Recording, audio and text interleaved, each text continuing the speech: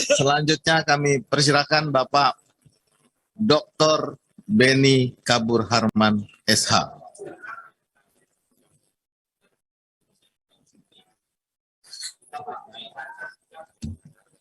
Sudah. Silakan Bapak Beni.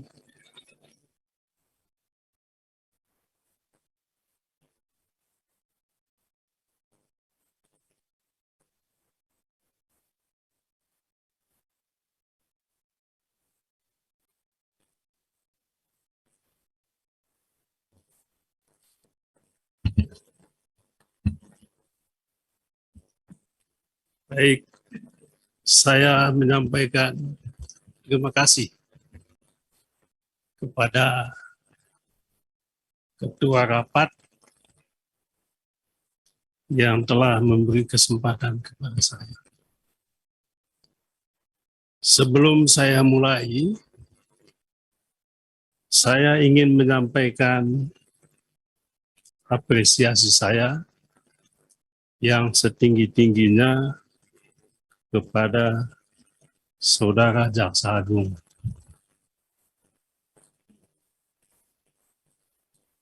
Apresiasi karena rapat siang ini didampingi oleh tim yang lengkap, tim yang baru, yang juga memberikan harapan kita ke depan tentang penegakan hukum.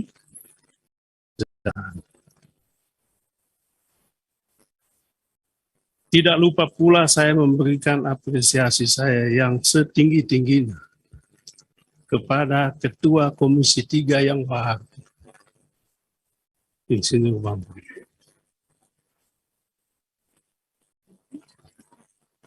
Mas Bambang, tuh? Ya.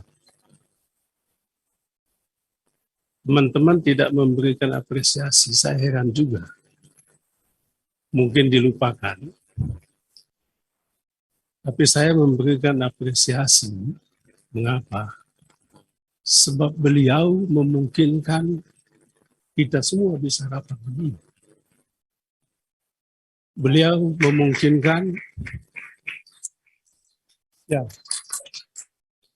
memungkinkan Bapak Trimedia Panjaitan yang sangat saya hormati dan Saudara Arteria Dahlan menyampaikan pertanyaan yang begitu tajam untuk pemerintahannya sendiri.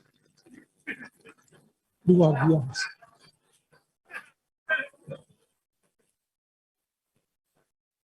Ini membuktikan bahwa apa yang semula saya duga, bahwa DPR saat ini menjadi rubber stamp pemerintah, salah.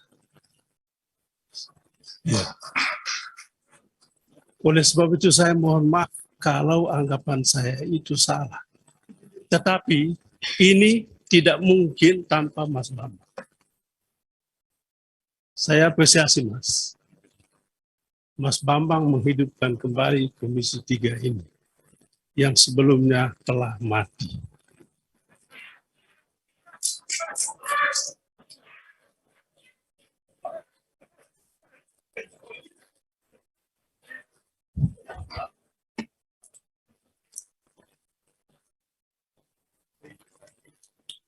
Ya.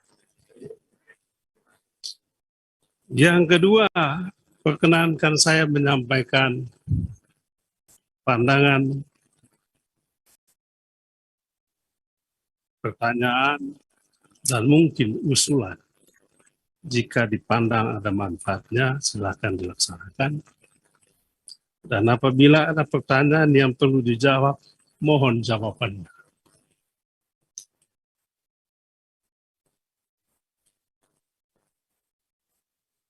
Saya sengaja datang Pak Jaksa Agung dan Pak Ketua Komisi 3, Pak Adis, pagi-pagi. Mengapa datang pagi-pagi? Sebab ada seseorang dari Kupang NTT yang tadi telah disinggung oleh Bapak Arteria Dahlan juga. Sebetulnya saya malu menyampaikan ini, Tetapi saya terpaksa menyampaikan sebab nanti saya akan dinilai anggota dewan asal NTT ini kemana saja. Kok bisa anggota dewan dapil lain bisa bersuara kencang tentang NTT? Jadi saya malu, ini sama dengan sebuah penghinaan untuk saya, Pak Ketua. Sahabat saya Arteria Dahlan mau menunjukkan bahwa teman-teman dari NTT sepertinya sudah kehilangan elan vitalnya. Saya menyampaikan belum hilang, Mas. BKH masih ada. Saya masih ada. Oleh sebab itu saya ingin membuat jelas hal yang tadi disampaikan oleh yang terhormat Saudara Arteria Dahlan. Yang disebut oleh Saudara Arteria Dahlan tadi, Hieronymus Taulin adalah korban. Saya sengaja kemarin panggil dia datang ke Jakarta di ruangan saya, di ruangan ketua fraksi Demokrat MPR. Saya panggil dia, kau datang ke sini, kau tunggu besok pagi kau datang ikut nonton sidang Komisi 3 dengan Saudara Jaksa Agung. Ada dia di atas. Ya. Ya karena nggak dikasih makan di sana mungkin dia kesini. Ya.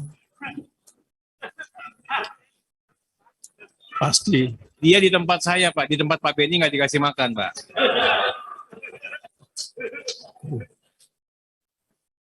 Ini bikin lupa. Saya ini sudah tua. Jadi kadang-kala apa yang saya sampaikan tadi bisa tidak saya ingat lagi. Terima kasih Pak Arteria Dahlan yang telah membantu. Tapi kasusnya Pak Jaksa Agung, beliau rumahnya didatangi oleh jaksa yang tadi disebut itu. Ditangkap langsung di situ OTT. OTT. Operasi tangkap tangan. Saya bangga dengan Kejaksaan Agung. Bangga. Tetapi kemudian saya mulai perlahan-lahan hilang kebanggaannya ini apabila ada sesuatu di balik ini. Apa sesuatunya ini? Setelah jaksanya ditangkap oleh Kejaksaan Agung, Saudara Hieronymus tadi tidak ada angin, tidak ada hujan, dipanggil oleh kejaksaan dan ditetapkan sebagai kasusnya sudah disidik. Kasus dia ini kontraktor kecil. Kontraktor kecil, kasus yang 2015 tahun lalu, 2015, 6 tahun lalu, diungkit-ungkit lagi. Dan Pak Jaksa Agung tahulah di NTT ini kan dapat proyek ini, kalau nggak dibeli anggarannya susah. Udah beli anggarannya juga, ada juga biaya pengamanan hukum di kejaksaan, di kepolisian. Lebih aneh lagi, jaksa ikut main proyek di NTT. Berkali-kali saya ngomong dulu Pak, tapi susah. Malu saya. Ada yang bilang saya, Pak Benny ini sudah 4 periode di anggota DPR, tidak ada kemajuan penegakan hukum di NTT ini. Betul Pak. Tapi mungkin juga Kajatinya sudah sumpek juga Pak, terlalu lama di sana. Sudah 2 tahun lebih Pak, Jaksa Agung 2 tahun lebih. Banyak juga suara yang kelompok datang sama saya, Pak Benny kalau bisa Kajatinya itu dipindahkan. Banyak juga Kajari di NTT bukan menyelesaikan masalah, tapi bikin masalah. Jadi kejaksaan adalah bagian dari problem penegakan hukum. Soal kita. Oleh sebab itu Pak Jaksa Agung, saya mohon supaya tertibkanlah Kejati NTT ini. Tolong korban tadi Hieronymus Taulin itu dikawal, diamankan. Kalau bisa Bapak Arteria Dahlan berkenan rumahnya dijadikan tempat untuk pengamanan beliau. Dia nggak merasa apa-apa, tapi karena ya. Terima kasih Pak Arteria Dahlan. Yang kedua, saya juga sungguh mendukung tadi Bapak Arteria yang terhormat menyampaikan bahwa pelapor tindak pidana korupsi haruslah dikawal, dijaga. Jangan pelapornya yang dilaporkan lagi. Jangan pelapornya lagi yang dipanggil. Jangan pelapornya lah yang diancam. Kalau ini terjadi, luar biasa, Pak. Jangan pula ada teman kita, siapa itu Ubedillah. Siapa itu? Ubedillah Badrun. Lapor anak presiden ke KPK, kalau dia yang dilapor lagi. Mohon Pak Jaksa Agung, tertibkan penegakan hukum di Republik ini. Sesuai dengan tadi yang disampaikan oleh yang terhormat Saudara Arteria Dahlan. Janganlah pelapor itu yang dipanggil-panggil lagi untuk diperiksa. Sama dengan beliau mengatakan tidak setuju Ubedillah, siapa Ubedillah Badrun dipanggil-panggil lagi nanti hanya karena lapor Bapak Saudara Arteria Dahlan. Oh, beda. Itu jaksa yang Pak Arteria, dilaporkan, jaksa melapor. melalui pimpinan Pak Arteria. Jadi Ini saya- biar Pak Arteria nanti. Pak Beni silakan dulu, nanti setelah itu baru. Ya. Ya, silakan. Saya yang terhormat Saudara Arteria Ya, Dahlan, silakan Pak Beni. Sudah. tolong saya kasih kesempatan.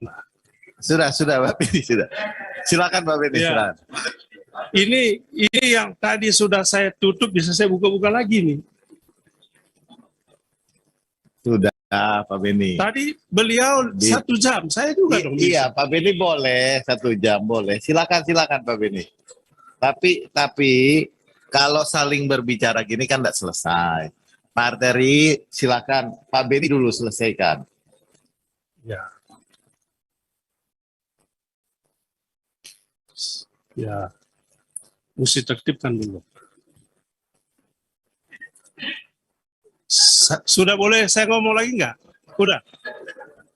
Arteria, udah boleh nggak? Sudah Pak Udah Beni. boleh lagi nggak? Inilah Pak Beni kadang-kadang Ya juga. karena Dan dia saya larang bicara Pak. tadi apa yang tadi saya ngomong terakhir?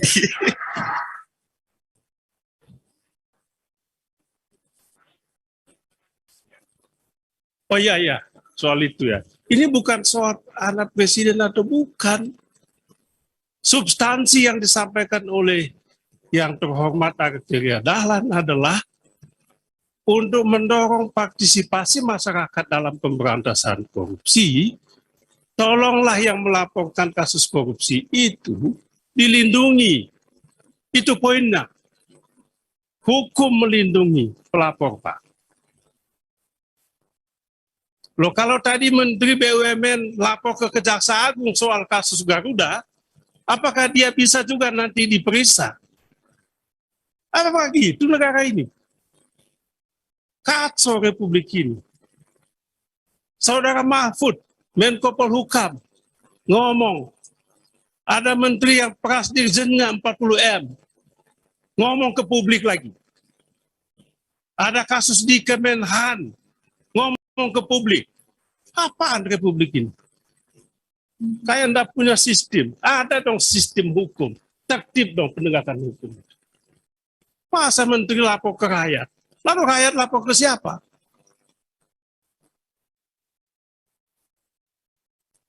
Jadi mohon maaf kalau saya ngomong soal anak yang terhormat Saudara Presiden. Siapa namanya saya lupa ya. Pak Suding tolong sebut namanya.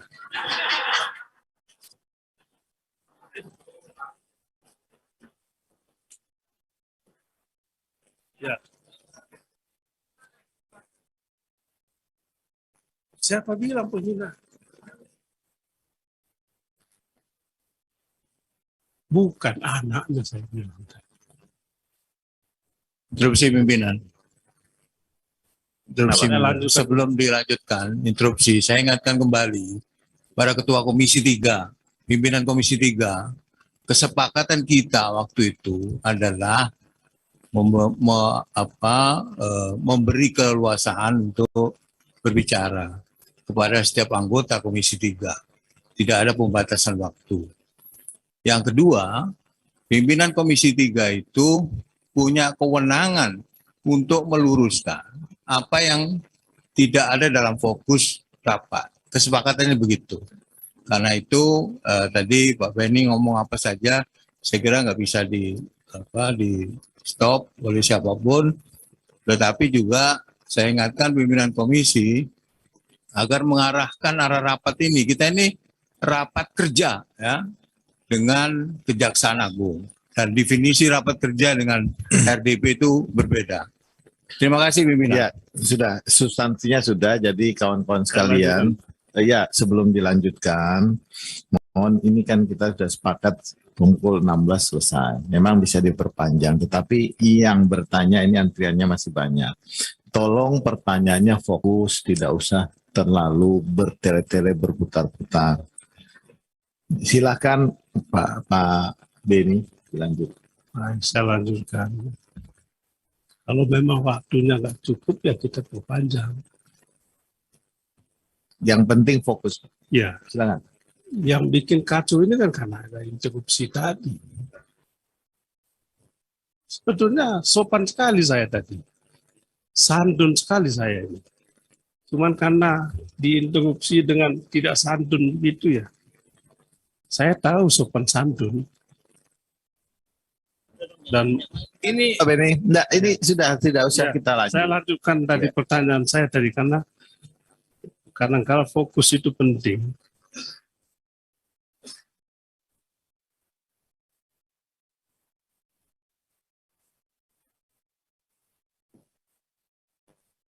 Ya, pertanyaan.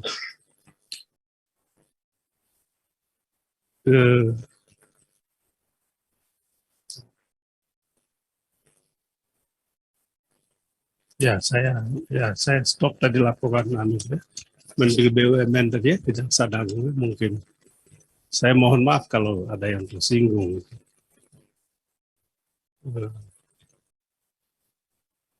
Begitu juga Ubedillah tadi, saya mohon maaf kalau ada yang tersinggung, tidak ada maksud lain saya.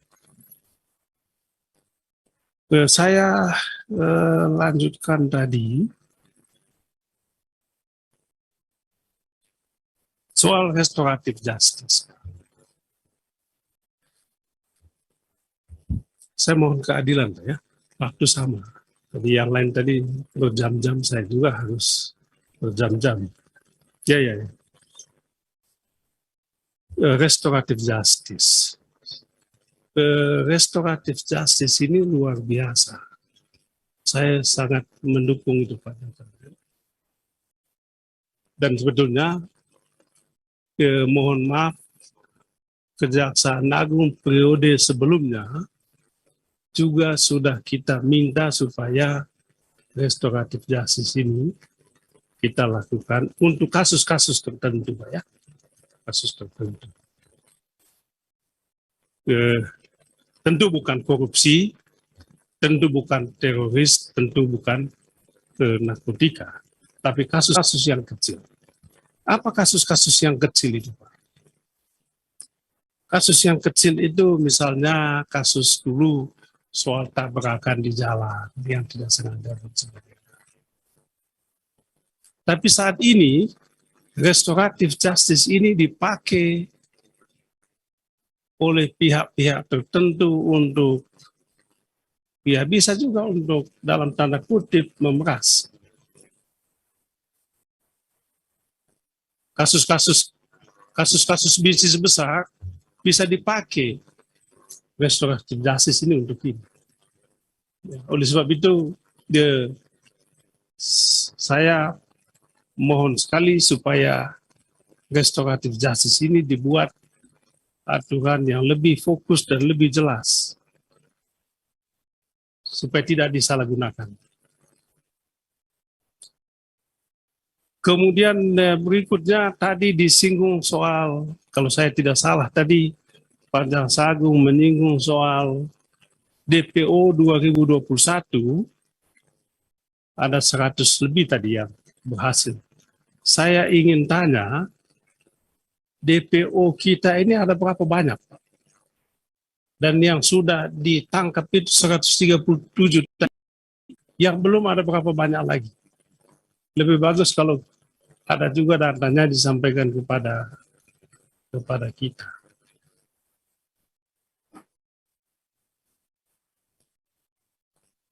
Kemudian kalau saya tidak salah ingat dulu,